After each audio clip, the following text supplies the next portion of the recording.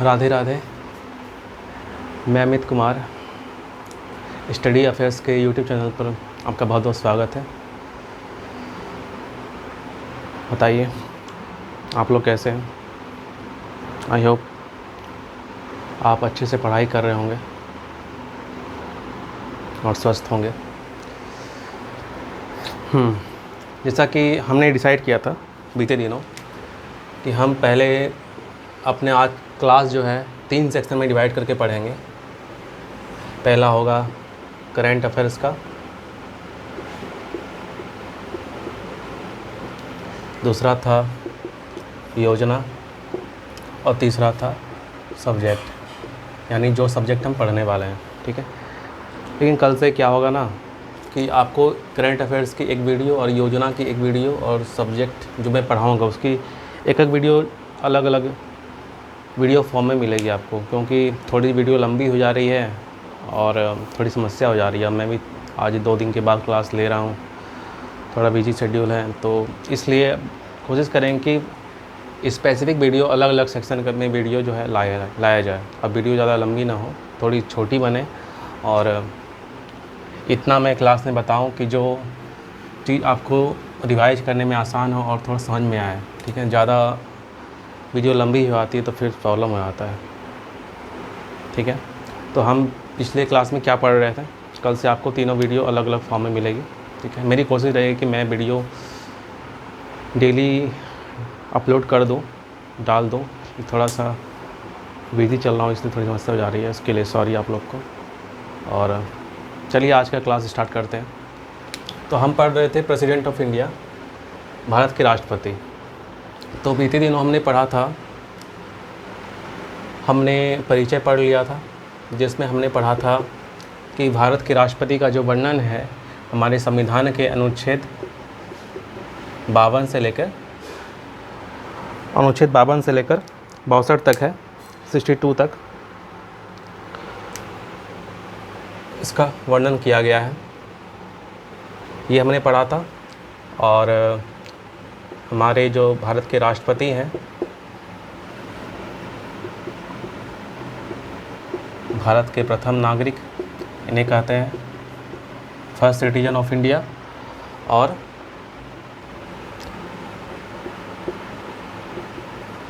संवैधानिक प्रमुख। ठीक है,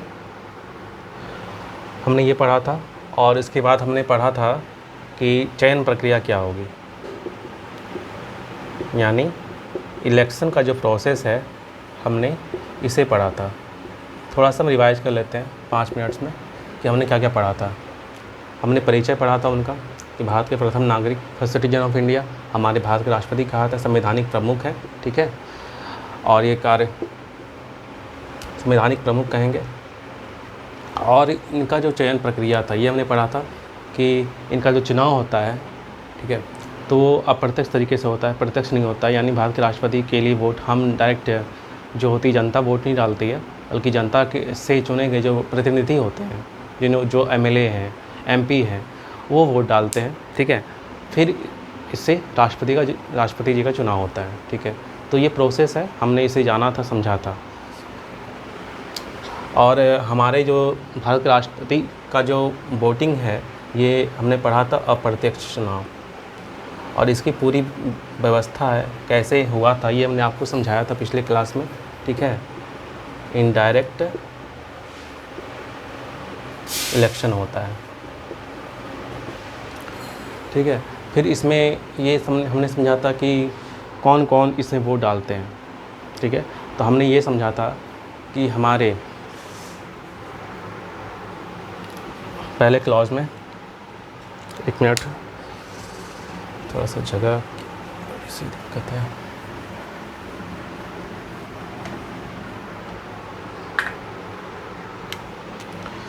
इसमें जो चुनाव प्रक्रिया में कौन शामिल होते हैं हमने ये समझा था कि पहला था संसद के दोनों सदन के निर्वाचित सदस्य। यानी जो इलेक्टेड मेंबर्स हैं, नॉमिनेटेड मेंबर्स नहीं। जैसे हमने पढ़ा था राज्यसभा के चुनाव में क्या था कि 12 सदस्य जो था राष्ट्रपति के द्वारा नॉमिनेट किया गया था। साहित्य, कला, समाज विज्ञान, विज्ञान और समाज सेवा, ये 4 सेक्शन से हमने 12 सदस्य जो था नॉमिनेट करते थे भारत के राष्ट्रपति। तो वो नॉमिनेटेड जो सदस्य हैं, लोकसभा में तो था नहीं, लोकसभा में तो सारा इलेक्टेड ही था, ठीक है। जो 2 नॉमिनेटेड था एंग्लो इंडियंस, वो प्रथा हटा दी गई 2019 से, उसको रिजर्व कर दिया गया। और तो यही है कि दोनों सदन के निर्वाचित सदस्य होने चाहिए, पहली बात ये है। और जहाँ पे राज्य है, राज्य विधानसभा, यानी केंद्र में क्या हो गया, लोकसभा और राज्यसभा, और जहाँ राज्य विधानसभा के निर्वाचित सदस्य, यहाँ पे भी सेम है, निर्वाचित सदस्य ये। और सी में आ जाएगा वैसे यूटीज़, वैसे संघ राज्य क्षेत्र, वैसे संघ राज्य क्षेत्र जहाँ विधानसभा हो, वैसे संघ राज्य क्षेत्र जहाँ विधानसभा हो, वहाँ के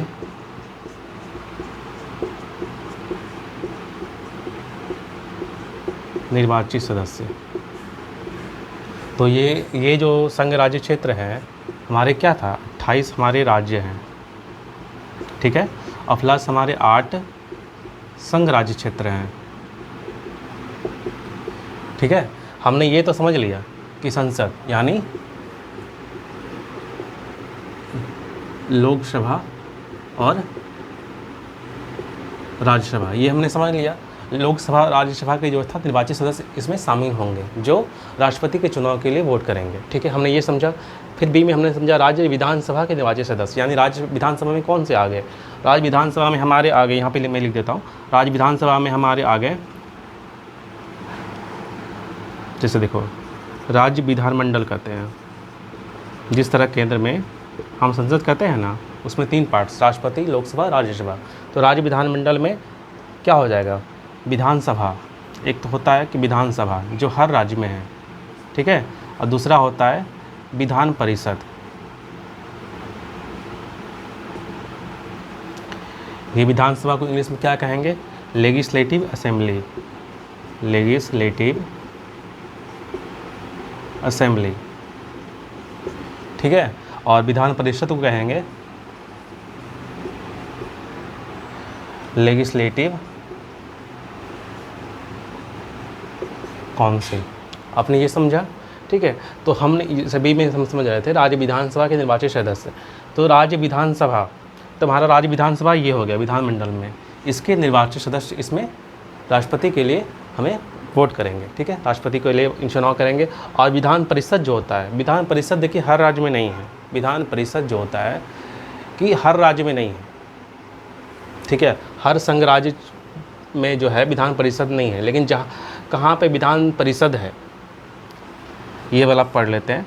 जहाँ विधानसभा देखिए 6 राज्य में है, विधान परिषद जो होता है 6 राज्य में है। हम वैसे कर्नाटक हो गया, उत्तर प्रदेश हो गया, महाराष्ट्र हो गया, बिहार हो गया, आंध्र प्रदेश और तेलंगाना, ये 6 राज्य हैं जहाँ विधान परिषद है। लेकिन वैसे संघ राज्य क्षेत्र के बारे में कह रहा है जहाँ विधानसभा हो, ठीक है। विधानसभा आप दिन दिल्ली और पौंडीचेरी, ये 2 संघ राज्य क्षेत्र ऐसे हैं, जो 2 यूटीज़ ऐसे हैं जहाँ पे हमारे मुख्यमंत्री शासन की व्यवस्था संभालते हैं, ठीक है। तो ये हमने बीते दिनों आपके, जैसे बीते दिनों जो है राज्य विधान वैसे संघ राज्य क्षेत्र, जहाँ बीते दिनों हमने पढ़ा था कि दिल्ली का चुनाव हुआ, मुख्यमंत्री जी बैठे वहाँ पे है ना, डॉक्टर रेखा गुप्ता मुख्यमंत्री हैं। तो वैसे ही दिल्ली और पौंडीचेरी, पौंडीचेरी को आप पुडुचेरी कहते हैं, ये 2 ऐसे संघ राज्य क्षेत्र हैं जहाँ पे विधानसभा उपस्थित है, जहाँ पे शासन व्यवस्था मुख्यमंत्री संभालते हैं, ठीक है, जहाँ पे गवर्नर शासन व्यवस्था नहीं संभालते, ठीक है, वहाँ एलजी होती है। लेकिन वहाँ दिल्ली और पौंडीचेरी ऐसे 2 संघ राज्य क्षेत्र हैं, 2 ऐसे यूटीज़ हैं जहाँ पे जो है विधानसभा उपस्थित है, ठीक है, और जो एलिजिबल हैं राष्ट्रपति के चुनाव में वोट के लिए, ठीक है। तो हमने ये पढ़ लिया, ये तीनों को हमने समझ लिया, ठीक है। अब नेक्स्ट पार्ट की ओर जा रहे हैं जो हमें आज पढ़ना है।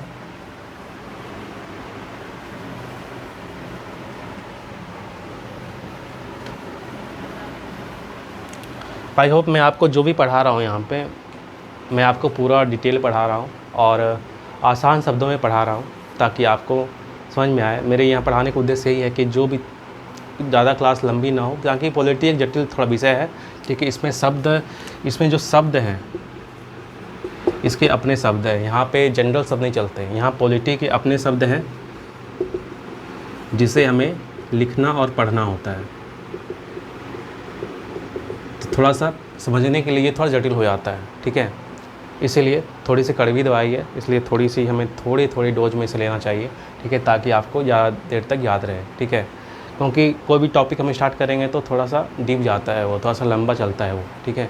इसलिए मैंने ये देख रहा था कि थोड़ी वीडियो लंबी हो जा रही थी, 1 घंटे हो जा रही थी, थोड़ा सी ज़्यादा प्रॉब्लम हो रही थी, तो मैं इसे शॉर्ट में अब थोड़ा सा मैं कोशिश करूँगा कि वीडियो थोड़ी छोटी बने और आपको पार्ट में ये पूरी वीडियो मिले, ठीक है।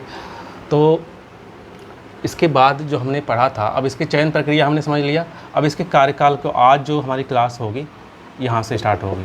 कार्यकाल हमने यहाँ पे मैंने लिख दिया है, परिचय हमने पढ़ लिया, अनुच्छेद हमने पढ़ लिया, चयन प्रक्रिया हमने पढ़ लिया, कार्यकाल से जब हमारी क्लास स्टार्ट होगी। तो देखिए, राष्ट्रपति का जो चुनाव होता है, ठीक है, जब तक राष्ट्रपति बैठते हैं, ठीक है, उनका मुख्य 5 वर्ष का होता है, यानी 5 ईयर्स, 5 वर्षों के लिए राष्ट्रपति का चुनाव होता है, ठीक है। और उसके बाद वो आगे कितनी भी बार राष्ट्रपति के लिए चुनाव लड़ सकते हैं, इसमें कोई बाधा नहीं है। जैसे हमारे अमेरिका में जो चुनाव होता है, अमेरिका के जो राष्ट्रपति बनते हैं, तो वहाँ पे क्या है, वहाँ हम जो तुलना करते हैं भारत के राष्ट्रपति और अमेरिका के राष्ट्रपति में, दोनों में मुख्यतः अंतर ये है कि हमारे देश के राष्ट्रपति, ठीक है, वो कितनी बार राष्ट्रपति बनेंगे, कोई इसमें अलग व्यवस्था टाइमलाइन नहीं डिसाइड किया गया है कि आप 1 बार बनेंगे, 2 बार बनेंगे, 3 बार, 4 बार, ऐसी कोई व्यवस्था नहीं। आप जितनी बार चुनाव लड़िए आप बनेंगे, आपको बहुमत, बस इतना व्यवस्था है। लेकिन अमेरिका के राष्ट्रपति चुनाव में ये व्यवस्था है कि वहाँ का कोई भी राष्ट्रपति अगर चुनाव लड़ेगा तो 2 बार चुनाव लड़ेगा, 2 मतलब चुनाव लड़ सकता है, लेकिन मुख्यतः 2 बार टर्म से ज़्यादा चुनाव वो नहीं लड़ सकता है और न बन सकता है, ठीक है। जैसे बराक ओबामा, अब उन्होंने अपना पूरा कार्यकाल कंप्लीट किया, अमेरिका के राष्ट्रपति बने थे, ठीक है, 2 बार लगातार वो राष्ट्रपति बने। फिर हमारे जो ट्रम्प साहब हैं, डोनाल्ड ट्रम्प साहब, वो अभी वर्तमान में राष्ट्रपति हैं। पिछले जो इनके पहले वाले टर्म में था, कोई और राष्ट्रपति थे, उसके पहले वाले टर्म में स्वयं डोनाल्ड ट्रम्प राष्ट्रपति थे। तो इनका जो कार्यकाल था 2 बार हो गया, ये लास्ट बार, ठीक है। तो ये है कि वहाँ का कोई भी राष्ट्रपति, वहाँ पे ज़रूरी है कि वो उसका जो जन्म है वो अमेरिका में होना चाहिए, ठीक है। लेकिन और वो 2 बार ही राष्ट्रपति बनेगा, अमेरिका में जन्म होना चाहिए अमेरिका के राष्ट्रपति के लिए, और वो 2 बार से ज़्यादा राष्ट्रपति के चुनाव नहीं लड़ सकते हैं, ये क्लियरली संविधान में लिखा हुआ है। लेकिन हमारे जो भारत के राष्ट्रपति हैं, ये 5 वर्ष तक अपने कार्यकाल में रहेंगे, ठीक है, और आगे कितनी भी बार राष्ट्रपति के लिए चुनाव लड़ सकते हैं, ये आपने पढ़ा।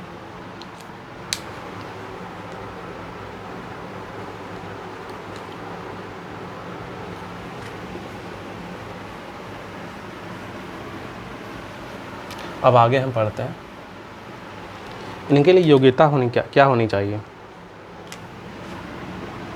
क्वालिफ़िकेशन, यानी कोई भी भारत का राष्ट्रपति बनेगा तो उनके लिए क्या क्वालिटीज़ होनी चाहिए, ये हम पढ़ते हैं। देखिए, पहली क्वालिटीज़ होनी चाहिए कि वो भारत का नागरिक हो। जैसे अमेरिका में था, क्या था कि अमेरिका के राष्ट्रपति के चुनाव में ये ज़रूरी था कि जो भी राष्ट्रपति के लिए चुनाव लड़ेंगे, उनका जन्म यहाँ पे गौर कीजिएगा, उनका बर्थ प्लेस यानी जन्म स्थान वो अमेरिका में होना चाहिए। और हमारे यहाँ पे क्या है कि जन्म भारत में होना ये ज़रूरी नहीं है, वो नागरिक हो सकते हैं। मान लीजिए कोई भी, हम जैसे मैं राष्ट्रपति का चुनाव लड़ूंगा, अगर मेरा जन्म अमेरिका में हुआ है, ठीक है, अब फिर मैं यहाँ पे आ गया, अपना मेरी नागरिकता भारतीय है, मेरा जन्म भले ही हो गया, मैं ट्रैवल करने गया या मेरे कोई मम्मी पापा में से कोई भी अगर अमेरिका में जॉब कर रहे थे, ऑब्वियसली मैं वहाँ पे था उनके साथ, मेरा जन्म वहाँ पे हो गया, ठीक है। लेकिन क्या है कि मैं अब चाहूँगा कभी भविष्य में कि मैं भारत आऊँ, भारत में नागरिकता मेरे पास है, ठीक है, सब कुछ है मेरे पास, कोई नागरिकता में कोई चेंज, मेरी नागरिकता भारतीय ही है, मेरे माता पिता की नागरिकता भारतीय ही है, ठीक है। लेकिन मैं चाहूँगा कि चुनाव लड़ूँ तो मैं यहाँ पे चुनाव लड़ सकता हूँ, ठीक है। लेकिन अमेरिका में क्या होगा, अमेरिका के जैसे अभी जो रिसेंटली न्यूज़ था आपने देखा होगा, फिर मैं थोड़ा सा करंट भी जोड़ रहा हूँ यहाँ पे ताकि आपको क्लियरली समझ में आए क्या चल रहा है। अभी आप अमेरिका में देख रहे हैं, आप यूएस में देख रहे हैं कि अभी डोनाल्ड ट्रंप साहब बड़े कड़े प्रतिबंध लगा रहे हैं, टैरिफ वॉर चल रहा है, पूरे वर्ल्ड में क्लैश चल रहा है, ठीक है, कि रूस से आप तेल खरीदोगे, ठीक है, तो आपको जो देश जो है रूस से तेल खरीदेगा तो उसे 500% टैक्स चुकाना पड़ेगा। बहुत सारी क्लैश आप तो न्यूज़ में रेगुलर आ रहा है, ठीक है। और वहाँ पे एक तरफ जो है हमारे एलन मस्क आप जान रहे हो, डोनाल्ड ट्रंप, इन दो लोगों के बीच में क्या चल रहा है, क्लैश चल रहा है। इन्होंने फंडिंग की थी डोनाल्ड ट्रंप के चुनाव में, राष्ट्रपति के चुनाव में बहुत अच्छी फंडिंग की थी, ठीक है, और ये इन्होंने एक पद भी लिया था। अभी पिछले बीते दिनों क्लैश चला, इन्होंने अपने पद से रिज़ाइन किया और इन्होंने डिसाइड किया कि मैं एक नई पार्टी बनाऊंगा, क्योंकि ये जो चल रहा है टैरिफ वॉर, इससे मैं असंतुष्ट हूँ, इससे देश आगे नहीं बढ़ेगा। मतभेद थे दोनों नेताओं में, ठीक है। तो फिर ये इनसे अलग हो गए। फिर एलन मस्क ने भी रिसेंटली क्या पार्टी बनाई है, अमेरिकन पार्टी, ये इनकी पार्टी का नाम है, रजिस्ट्रेशन कराया, ठीक है। तो क्लैश चल रहा है। अब क्या है कि आपने सुना होगा एलन मस्क अगर चाहे, पार्टी तो बना लिया, पार्टी तो इन्होंने बना ली, चलो भाई मैं अभी जो अमेरिका में 2 पार्टी है मुख्यतः, ठीक है, एक है डेमोक्रेटिक और एक है रिपब्लिकन, ये 2 पार्टी है। दोनों पार्टी चुनाव में मैदान में आती है जब चुनाव होता है राष्ट्रपति का, और उन दोनों पार्टियों में से मुख्यतः कोई भी राष्ट्रपति बनते हैं, ठीक है। तो अभी जो क्लैश हो रहा है यहाँ पे आपने सुना होगा रिसेंटली एलन मस्क ने एक नई पार्टी बनाई, ठीक है, बना ली। अगर एलन मस्क चाहेंगे, अभी तो वर्तमान में डोनाल्ड ट्रंप राष्ट्रपति, अगर एलन मस्क चाहेंगे कि मैं नेक्स्ट टर्म में मैं खुद राष्ट्रपति बनूं, तो क्या वो बन सकते हैं? तो जवाब होगा नहीं बन सकते। इसका एक रीज़न है, भले ही एलन मस्क की नागरिकता अमेरिकन हो, नागरिकता से यूएस के सिटीजनशिप में हो, ठीक है, लेकिन एलन मस्क एलन मस्क का जो जन्म था अमेरिका में नहीं हुआ है, आप ये जानते हैं, आपने ही सुना होगा, या मैं आपको बता रहा हूँ, उनका जन्म साउथ अफ्रीका में हुआ है, ठीक है। उनका जन्म स्थान अमेरिका में नहीं हुआ, यूएस में उन्होंने जन्म नहीं लिया, उन्होंने जन्म साउथ अफ्रीका में लिया। भले ही नागरिकता यहाँ की है, यूएसए की है, एज ए सिटीजनशिप वो यूएसए के नागरिक है, यूएसए के सिटीजन है, लेकिन वो अगर चाहें तो अमेरिका के राष्ट्रपति नहीं बन सकते हैं। वहाँ पे अंतर क्या हुआ, जन्म स्थान का अंतर हुआ, यानी वहाँ पे क्लैश क्या हुआ, यहाँ पे जैसे हमने पढ़ा जन्म स्थान, हमारे भारत में क्या है, आप दोनों की तुलना कीजिए, क्योंकि पॉलिटी इज़ अबाउट मतलब यहाँ पे तुलना करना पड़ेगा आपको, पॉलिटी में तुलना करके ही पढ़ेंगे तब ज़्यादा आपको समझ में आएगा, क्योंकि ये प्योर एक साइंस है। जनरल स्टडीज़ का पार्ट ज़रूर है, लेकिन आचार विचार व्यवहार में पूरा एक साइंस है। जैसे साइंस में हम तुलना करके पढ़ते हैं, एग्जाम्पल याद रखते हैं ना, तो उसी तरह हमें यहाँ भी इन सारी चीज़ों को देखना होगा, समझना होगा, तुलना करना होगा, क्योंकि हम पूरे वर्ल्ड को समझ रहे हैं। पॉलिटी सिर्फ भारत तक सीमित नहीं है, एक भारत भूभाग राज्य तक सीमित नहीं है, पूरे वर्ल्ड के हम इंटरनेशनल रिलेशन को पढ़ते हैं, संबंधों को पढ़ते हैं। इन क्वेश्चन का फ्रेम होने का तरीका अब चेंज हो चुका है। आपको अपनी नज़र अखबारों में, न्यूज़पेपर्स में, न्यूज़ में मतलब ध्यान से लगा के रखनी होगी कि चल क्या रहा है, मुद्दे क्या हैं जो डेली न्यूज़ में आ रहे हैं, ठीक है। ये सारी चीज़ें आपको न्यूज़ में नहीं दिखाई जाएगी, ये सारी चीज़ें आपके पेपर से मिलेंगी। न्यूज़पेपर पढ़ो, अच्छे मैगजीन्स पढ़ो, एक अच्छी वेबसाइट को फॉलो करो आप, तो आपको ये सारी चीज़ दिखेंगी, आप अवेयर रहोगे। आजकल के एग्ज़ाम में करंट अफेयर्स का बहुत ज़्यादा इंपॉर्टेंट रोल है। आप पहले पढ़ते थे करंट अफेयर वन लाइनर आ रहे हैं, अब वैसे नहीं आते, अब डीप जाता है क्वेश्चन। जो भी हमारे जो आसपास जो मुद्दे हो रहे हैं, हमें उससे प्रश्न कैसे बनेंगे, क्वेश्चन बनाने वाले से एक कदम आगे सोचना होगा। तभी हमारे सक्सेस का रेट, सिलेक्शन का रेट जो है ज़्यादा होंगे। तो तैयारी की धार ऐसी रखनी होगी। तो हम जैसा यहाँ पे क्लास करोगे तो ये सारी चीज़ें आपको मिलेंगी। क्योंकि अगर मैं राष्ट्रपति से पढ़ाता तो मैं यहाँ पे क्राइटेरिया का जो भी था मैं बोल के निकल जाता। मैंने ये सब डिस्कस नहीं करता, मैं यहाँ पे तुलना नहीं करता। ये तुलना इसलिए ज़रूरी था क्योंकि अमेरिका के राष्ट्रपति अभी न्यूज़ में है।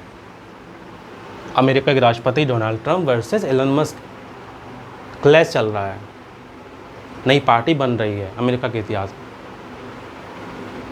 ठीक है, तो ये सारी चीज़ें आपको तुलना करके समझनी होगी, ज़रूरी है। ठीक है, तो आगे और क्या क्राइटेरिया है ये हम समझते हैं।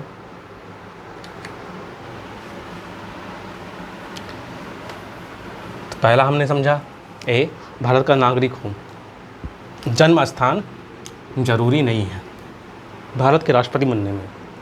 दूसरी है इनकी आयु 35 वर्ष की आयु होनी चाहिए। यानी एक राष्ट्रपति अगर आपको चुनाव लड़ना है तो आपका जो उम्र है, आपकी जो एज है वो 35 वर्ष होनी चाहिए। ये दूसरा है। ठीक है, और सी इसमें क्या है, लोकसभा का सदस्य बनने की योग्यता।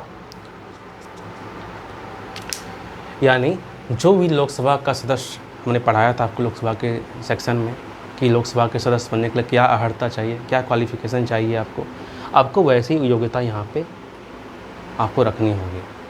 ठीक है, और फिर डी है जो मुख्य इम्पोर्टेंट है, कोई लाभ के पद पर ना हो। यानी लाभ का पद क्या है, अगर मुझे राष्ट्रपति का चुनाव लड़ना है, ठीक है, अगर मैं कहीं पे नौकरी कर रहा हूँ, कहीं पे मैंने नौकरी की है, सरकारी कोई पद है, इंस्पेक्टर हूँ, दरोगा हूँ, कुछ भी हूँ, XYZ, अगर मैंने कोई सरकारी नौकरी कर रहा हूँ, ठीक है, तो वो क्या आएगा, वो लाभ के पद में गिना जाएगा। ठीक है, आप जो भी काम कर रहे हो पहले आप उससे रिज़ाइन दोगे, तब आप जो है राष्ट्रपति का चुनाव लड़ सकते हो। राष्ट्रपति का चुनाव लड़ता वो भी तो भारत का नागरिक ही होता है ना, हम और आप ही होते हैं। कोई इसके लिए एजुकेशनल क्वालिफ़िकेशन तो चाहिए नहीं। यहाँ पे एजुकेशनल कोई भी क्वालिफ़िकेशन है, कोई शैक्षणिक योग्यता है, कोई शैक्षणिक योग्यता नहीं है। ठीक है, आप भारत के नागरिक हो, पहली बात ये, जन्म से नागरिक होना ज़रूरी नहीं है। दूसरी बात 35 वर्ष की आयु होनी चाहिए, ये ज़रूरी है। और तीसरी, लोकसभा का सदस्य बनने की योग्यता, जो भी लोकसभा का सदस्य बनने की योग्यता है वो होनी चाहिए। और फिर डी, कोई लाभ के पद पर ना हो। आप अगर इतनी सारी योग्यता रखते हो, आप अपने अंदर देखो, अपने आप को जांचो, अब स्टूडेंट हो, क्यों नहीं आप राष्ट्रपति बन सकते हो? बिल्कुल बन सकते हो, लेकिन आप में ऐसी योग्यता होनी चाहिए। ठीक है, अब इसके बाद हम क्या पढ़ेंगे, हमने योग्यता पढ़ लिया, अब नेक्स्ट क्या पढ़ना है, हम जो कुछ भी पढ़ रहे हैं ना, पार्ट बाय पार्ट छोड़ के पढ़ रहे हैं। ठीक है, क्योंकि ज़रूरी है। योग्यता हमने पढ़ लिया, अब शपथ। शपथ को क्या कहते हैं? ओथ। पॉलिटी की भाषा में शपथ को ओथ कहते हैं। अब भारत के राष्ट्रपति को शपथ कौन दिलाते हैं? भारत के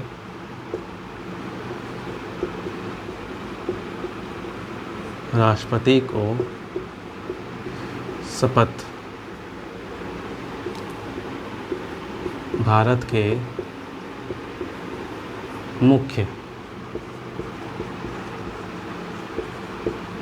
न्यायाधीश दिलाते हैं। एक लाइन है जो हमने यहाँ पे लिख दी, शपथ हम पढ़ रहे हैं, शपथ ओथ। पहली बात, शपथ हम पढ़ रहे हैं भारत के राष्ट्रपति का, इसको इंग्लिश में ओथ कहते हैं। दूसरी बात, भारत के राष्ट्रपति को शपथ भारत के मुख्य न्यायाधीश दिलाते हैं। हमने पढ़ा ना, जब हम लोकसभा पढ़ रहे थे, राज्यसभा पढ़ रहे थे, जब भी वहाँ के मेंबर्स चुन के आते थे सदन में, अपने अपने सदन में आते थे, तो वहाँ पे एक था ना जो उनको सदन की सदस्यता दिलाता था। आपने चुन करके आया, आपने वोट पाया, आपको जनता वोट दी, अपने लोकसभा राज्यसभा का सदस्य बन गए, ठीक है, आपने वोट आके जीत करके चुनाव सदन में आए। अब सदन में आने के बाद क्या होता है, जो हेड ऑफ़ दी सभा है, हेड ऑफ़ दी हाउस है, वो आपको शपथ दिलाता है। आप शपथ लेते हो, हाँ मैं शपथ लेता हूँ कि मैं अमुक सदन का अब सदस्य हूँ, आपने अपना कार्य जो है संविधान के विधि सम्मत करूँगा, XYZ, ऐसा शपथ होता है, आपने देखा होगा। कोई भी अगर आप संवैधानिक पद धारण करते हो तो आपको उस पद की गरिमा की शपथ दिलाई जाती है, ताकि जब आप उस पद पर बैठो तो आप संविधान को आगे रखो और उसका सर्वोपरि रखो और उसका पालन करो। किसी के साथ कोई अन्याय या ऐसा कोई कार्य नहीं होनी चाहिए जो संविधान विरुद्ध हो, जो उस पद की गरिमा को बिगाड़े, जो उस पद की गरिमा को कम करे। ऐसी कोई बात, ऐसी कोई भाई कार्य जो है वो शपथ में बनाई, मतलब शपथ दिलाते हैं इसलिए, उसका उद्देश्य होता है ये कि उस पद की गरिमा को हम बना के रखें। क्योंकि हम जो बनेंगे यहाँ पे, हम ये बनेंगे, ये सेवा का पद है। हमने करा था एक लाभ का पद, अपने अपने लाभ के पद से जो व्यक्तिगत था, जो अपने नौकरी ली, हम अब पढ़ रहे हैं, हम नौकरी लेंगे, ठीक है, हम अधिकारी बनेंगे, हम किसी अमुक पोस्ट पे जाएंगे, तो हमारे लिए क्या है, उसे संविधान में क्या कहा गया है? सेवा तो हम कर ही रहे हैं, समाज की, लोगों की सेवा कर रहे हैं, ये है, इसका ध्येय है सेवा। एक दरोगा है, हवलदार है, एक DM है, हर कोई सेवा कर रहा है अपनी अपनी जगह, हर कोई सरकारी नौकरी में सेवा कर रहा है। लेकिन संविधान इसे किस नज़रिए से देख रहा है? संविधान इसे लाभ के पद से देख रहा है, क्योंकि ये पद है लाभ का पद। हमारा उद्देश्य सरकारी नौकरी का क्या करने का है? लाभ लेने का है। अपने व्यक्तिगत जीवन को ही तो सुधारते हैं। हाँ, इनडायरेक्टली हम काम करते हैं समाज के लिए, लेकिन संविधान उसे किस नज़र से देखती है, हमें ये दृष्टि देखनी होगी। संविधान इसे हम जो नौकरी करेंगे, यानी हम जो अमुक सरकारी नौकरी पद धारण करेंगे, वो लाभ का पद नहीं है, वो लाभ का पद है, सॉरी, लाभ का पद है, सेवा का पद नहीं है, ठीक है। और यहाँ जो आप बनोगे, आप राज्यसभा सदस्य बन गए, आप लोकसभा सदस्य बन गए, आप भारत के राष्ट्रपति बन गए, ये सारे जो पद हैं, सारे नेता वाले, ये लाभ के पद के अंतर्गत आते हैं, ठीक है। इनकी सारी चीज़ें आप देख लो, सारी सुविधाएं, सब कुछ देख लो आप, ऐसी व्यवस्था बनी गई है, आपको लगेगा नहीं कि ये लाभ का पद नहीं है, जहाँ लगना चाहिए वास्तविकता में। इतनी साख सुविधाएं, तो सारा क्या है, ये जनता के सेवक हैं। कहा क्या आता है एक ने, इसे कोई भी लीडर को क्या कहा आता है? जनता के सेवक, यानी सेवा करने वाले। ध्येय क्या है? सेवा का। पद क्या है? सेवा। लाभ का पद ये नहीं है, सेवा का पद है, ठीक है। आपने ये अंतर, मूलभूत जो अंतर था, हमने ये समझा, ठीक है। अब देखो, अब यहाँ पे हमने ये समझा, भारत के राष्ट्रपति को शपथ भारत के मुख्य न्यायाधीश दिलाते हैं। अब यहाँ से क्वेश्चन क्या आएगा, मैं थोड़ा सा आपको बताता हूँ। अभी भारत के मुख्य न्यायाधीश अभी हाल ही में अभी वो भी शपथ लिए, वो भी अपने पद पर जब बैठे, वो भी जब अपॉइंट हुए, ठीक है, तो वो भी अभी वर्तमान में भारत के मतलब जो भी है CJI भारत के, अब जो देखिए पढ़ रहे हैं राष्ट्रपति, लेकिन हमारे लिए ये जानना भी ज़रूरी है, क्योंकि टॉपिक में आ रहा है, ये वर्णन में आ रहा है, हम जो डिस्कस यहाँ पे कर रहे हैं ये उसमें आ रहा है। और मैं जितनी भी करंट के ओरिएंटेड चीज़ें होंगी, सेक्शन तो हमारा रहेगा करंट अफेयर्स का, जो मैं लूँगा, करंट अफेयर्स योजना प्लस ये जो सब्जेक्ट है चलेगा ये, लेकिन इस जो हम टॉपिक जो पढ़ रहे हैं, अगर उसमें कोई करंट अफेयर्स आ रहा है तो मैं उसका पूरा डिस्कस करूँगा, ताकि आपको ज़्यादा से ज़्यादा लाभ मिले, ठीक है। तो हमारे भारत के ये CJI हैं, भारत के मुख्य न्यायाधीश।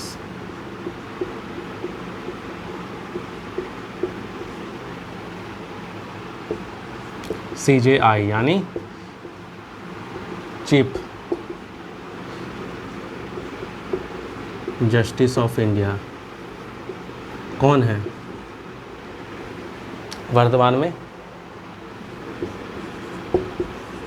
BR गवई। आप ये नाम याद रख लीजिए। इनका पूरा नाम क्या है? भूषण आर्स रामकृष्ण गवई इनका पूरा नाम है। और ये इनका टर्म क्या है, मतलब कौन से राष्ट्रपति हैं? ये आपका जीके बन सकता है। ये 52वें राष्ट्रपति हैं।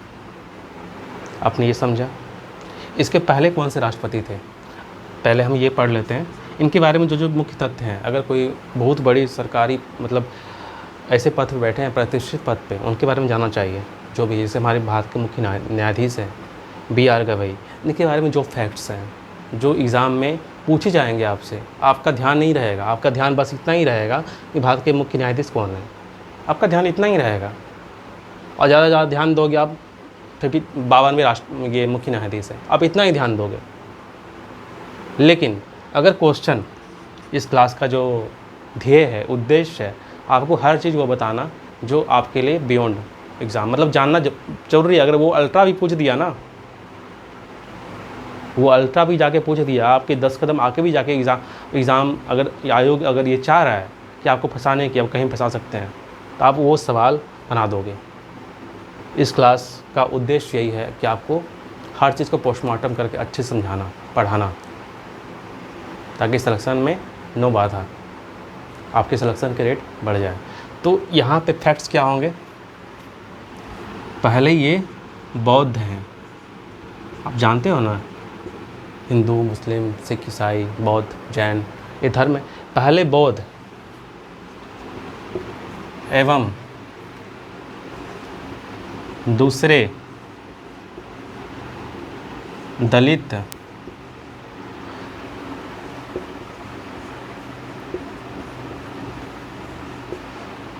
यहाँ पे ये याद रखेगा, पहले बौद्ध, पहले ये पहले आया है ना, पहले बौद्ध। इससे पहले कोई बौद्ध जो है भारत के मुख्य न्यायाधीश के पद पर नहीं पहुँचे हैं। यहाँ पे ये ज़रूरी है। अगर ये नहीं होता ना, ये नहीं होता, अगर बौद्ध धर्म से जुड़े हुए ये नहीं होते तो जीके नहीं बनता, तो कॉमन था ना। यहाँ पे ये ज़रूरी है, पहले बौद्ध, पहला फैक्ट्स ये ज़रूरी है। दूसरा फैक्ट्स आप सुन लो, दूसरे दलित, न्यूज़ में है भी, दूसरे दलित समुदाय के व्यक्ति एग्ज़ाम में पूछ देगा ऐसे, मतलब भारत के मुख्य न्यायाधीश का नाम बताइए जो भारत के पहले बौद्ध भारत के मुख्य न्यायाधीश बने हैं। अब पूरा अपने CJI पढ़ा हुआ है पिछले, आपको याद ही नहीं आ रहा है, मतलब ऐसे कौन होगा, कुछ समझ में नहीं आ रहा है। ऑप्शन है आपके सामने, बस आप उसको मतलब सेलेक्ट नहीं कर पा रहे हो, क्या मैं ऑप्शन लगाऊं, क्या होगा, और 1 नंबर से आपका सिलेक्शन रह जाएगा। और वो 1 नंबर से सिलेक्शन रुकने के लिए, अगर रुके नहीं, आपका वो सिलेक्शन 1 नंबर से छूटे नहीं, उसके लिए ये आपका जाना ज़रूरी है। हमारे क्लास का उद्देश्य यही है। तो पहले बौद्ध एवं दूसरे दलित समुदाय के व्यक्ति, हमने ये पढ़ा। और फिर क्या होगा? पहला बौद्ध तो हमने पढ़ लिया कि पहले बौद्ध तो यही हैं, BR गवई साहब। और दूसरे दलित, अगर दूसरे दलित है तो पहले दलित कौन से थे, ये भी क्वेश्चन पूछेगा। तो पहले दलित CJI कौन है? पहले दलित CJI है हमारे KG बालकृष्णन।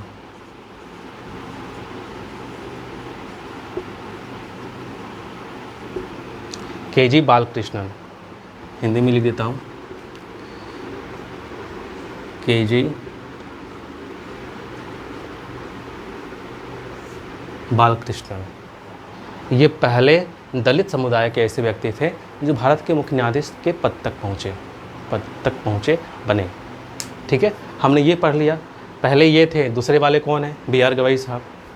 आपको ये सारे फैक्ट्स जो है याद रखने होंगे। ये अल्ट्रा प्रो वाले फैक्ट्स हैं जो कि हमारे चैनल पे ही मिलेंगे, इसलिए कहता हूँ please watch every video and subscribe also, और लाइक भी कर देना प्लीज़। ठीक है, इतनी मेहनत लगती है।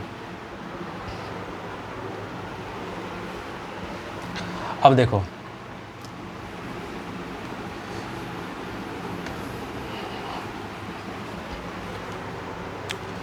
हमने ये पढ़ा हमारे 52वें राष्ट्रपति ये CGI थे BR गवई, ठीक है। तो 91 कौन थे, यानी 3 कॉन्सिक्वेंट आपको याद रखना होगा, लगातार तो आपको याद रखना होगा। आगे जो वर्तमान में है उसके एक पीछे, उसके एक पीछे, ठीक है, इतना याद रखना होगा, पूछ सकते हैं एग्ज़ाम में, ठीक है। इसके पहले थे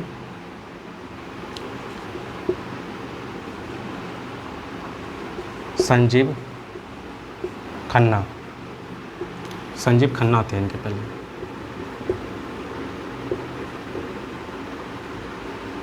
खन्ना। और 50वें थे DY चंद्रचूड़। हमने ये पढ़ना। अब जो हमारे वर्तमान में जो राष्ट्रपति हैं, इनका टर्म कब से कब तक है? इनका मई से नवंबर 2025 तक, इतना ही कार्यकाल है। इसके बाद जो है नेक्स्ट CGI आएंगे, ठीक है, उनके बारे में फिर पढ़ेंगे। तो हमने इतना पढ़ लिया,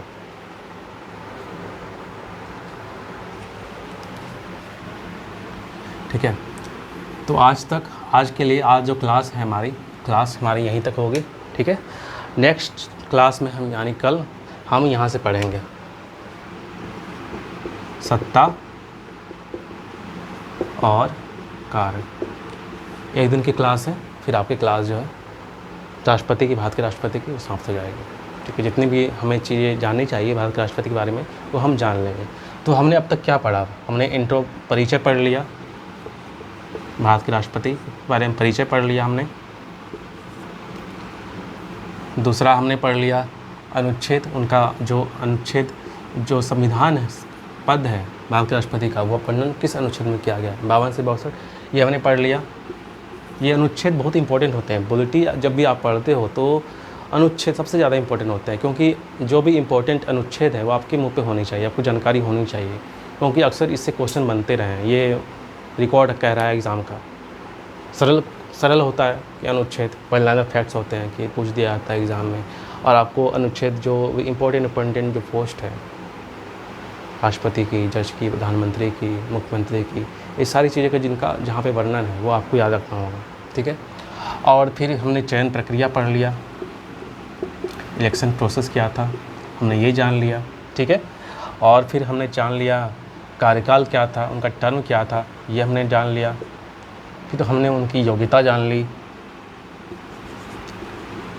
क्वालिफ़िकेशन क्या था हमने ये जान लिया। छठा हमने जान लिया उनका शपथ यानी ओथ, ठीक है। तो इतनी सारी चीज़ों का हमने पढ़ा। ये 2 क्लास लगे हमें यहाँ तक पहुँचने में, हमने पढ़ा। बाकी नेक्स्ट क्लास में हम सत्ता और कार्य पढ़ेंगे, फिर उनके जो महत्वपूर्ण बिंदु होंगे वो पढ़ेंगे, और कुछ ऐसे राष्ट्रपति जिनके बारे में जानना चाहिए आपको, जो इम्पोर्टेंट है, कुछ प्रमुख राष्ट्रपति के बारे में, उसकी एक क्लास लगेगी आपको। तो इन सारी चीज़ों को आने वाले क्लासों में हम पढ़ेंगे। तब तक आई होप आपको आज की क्लास जो है, जो हमने पढ़ा, जो जाना, जो समझा, आपके लिए यूजफुल होगा, जो आपके लिए बहुत ही महत्वपूर्ण होगा। आपको ये क्लास पसंद आ रही होगी, मैं ये आशा करता हूँ आपसे कि मैं जो भी चीज़ यहाँ पढ़ा रहा हूँ वो सरल शब्दों में पढ़ा रहा हूँ, कहीं पे ऐसी कोई भाषा कठिन नहीं यूज कर रहा, जो क्योंकि आम तौर पर जो पॉलिटी की जो लैंग्वेज है, पॉलिटी की जो भाषा है वो थोड़ी क्लिष्ट है, थोड़ी सी वो टफ़ है, क्योंकि ये संविधान की भाषा है, ठीक है। तो मैं यहाँ पे उसे सरल बनाने की कोशिश में लगा हुआ हूँ, कर रहा हूँ। आई होप मेरा ये उद्देश्य भी है कि मैं जो भी यहाँ पढ़ा हूँ